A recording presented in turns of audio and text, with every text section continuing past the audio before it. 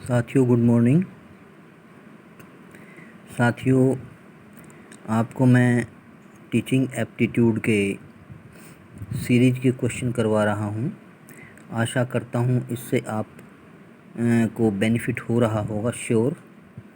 और एक question number 1 से लेके क्वेश्चन नंबर 370 तक ऑलरेडी मैं आपको करवा चुका हूं। आज हम नेक्स्ट क्वेश्चन जो ले रहे हैं वो क्वेश्चन नंबर है 371। लेकिन इससे पहले मैं ये दोबारा से फिर से बात कर देता हूँ आपसे कि आप जो है इसके साथ ये जो चैनल है आप बने रहिए। आपको जितनी भी सीरीज़ हैं इसकी, यानी कि जो नेट के फर्स्ट पेपर है उसका, और साथ में अगर आपको सेकंड पेपर के भी क्वेश्चन चाहिए तो आप मुझे कमेंट कर सकते हैं। वो भी मैं आपको, अगर मेरा सब्जेक्ट से रिलेटेड हुआ, 2-3 सब्जेक्ट को कवर कर सकते हैं तो आपको मैं वो भी करवा दूँगा। आप कमेंट करके मुझे बता सकते हैं। अभी फ़िलहाल के लिए हम आगे बढ़ते हैं नेट के फर्स्ट पेपर के लिए, जो कि टीचिंग एप्टीट्यूड की सीरीज चल रही है। इसका फर्स्ट क्वेश्चन है 371 जो आज का। देखिए, एक अधिगमकर्ता अपने नए अनुभव के अनुसार अपनी पूर्व की योजनाओं को संयोजित या अशोधित करता या करती है। विद्यमान योजनाओं को संयोजन, आशोधन और नई योजनाओं पर पहुंचने की प्रक्रिया को किस रूप में जाना जाता है? ये क्वेश्चन है आपका। इसके 4 आंसर दे रखे हैं: समायोजन, आत्मसातकरण, अनुकूलन और साम्य। ये देखिए, इसका आंसर रहेगा ए। क्वेश्चन हम दोबारा से पढ़ लेते हैं।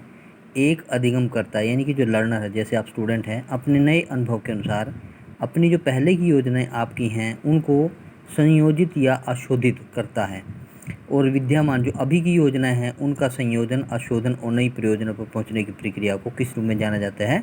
समायोजन के रूप में जाना जाता है। ये आपका क्वेश्चन नंबर 371 था। इसके बाद हम लेते हैं क्वेश्चन नंबर 372। निम्नलिखित में से कौन सी तकनीक बच्चे की सह अक्षमता में अभिवृद्धि के लिए सही समय पर, सही मात्रा में, सही प्रकार का समर्थन प्रदान करता है?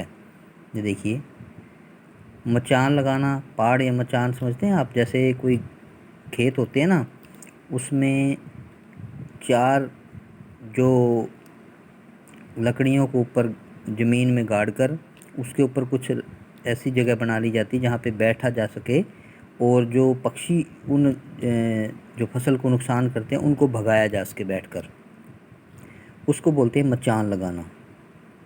और सहायता देना, समायोजन करना और अनवरत जो है योजनाएं या स्कीमाज। तो आप देखिए, पहला जो इसका आंसर है ए है, पहाड़ या मचान लगाने की तकनीक बच्चों की सक्षमता में वृद्धि के लिए सही समय पर, सही मात्रा में, सही प्रकार का समर्थन प्रदान करता है। ये देखिए, इसमें क्या है, मचान एक अस्थायी ढांचा या विन्यास है और जिसका उपयोग इमारतों और अन्य बड़ी संरचनाओं के मरम्मत के लिए लोगों एवं सामग्रियों की सहायता के लिए किया जाता है। इसमें दूसरे वे में लिखा गया है।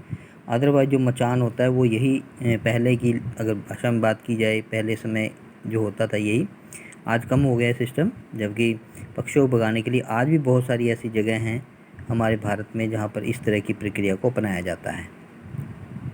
चलिए, इन्होंने दूसरे वे में लिख दिया है कि उपयोगी इमारत और अन्य बड़ी संरचनाओं के मरम्मत के लिए लोगों एवं सामग्रियों की सहायता के लिए किया जाता है। ये एक अलग वर्ड हो जाता है। Vary to vary according to situation या sentence, don't worry. Next question है 373। निम्नलिखित में से कौन प्रेक्षण अधिगम यानी बंडूरा की अधिगम संबंधी सामाजिक संज्ञानात्मक सिद्धांत के परिणामों में से एक के तत्व हैं? ध्यान, प्रतिधारण, प्रकटीकरण, उत्पादन और अभिप्रेरण। ये देखिए, A answer, B answer, C answer, D answer. तो सी आंसर है इसका। सी में क्या आएगा? ए, बी, डी और ई, यानी कि प्रकटीकरण को छोड़ के बाकी सभी। क्वेश्चन दोबारा से पढ़ लेते हैं।